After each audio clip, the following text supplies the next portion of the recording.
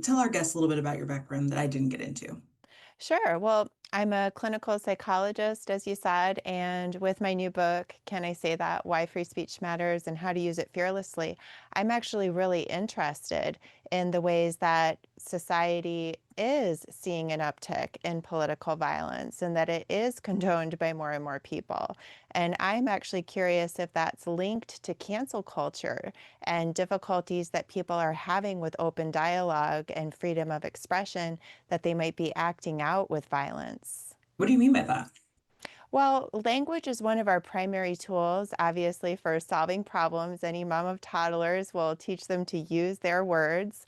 And when we don't feel like we can resolve conflict through words because we're really afraid of being canceled, or we hear phrases like words are violence, then we're afraid to express ourselves authentically.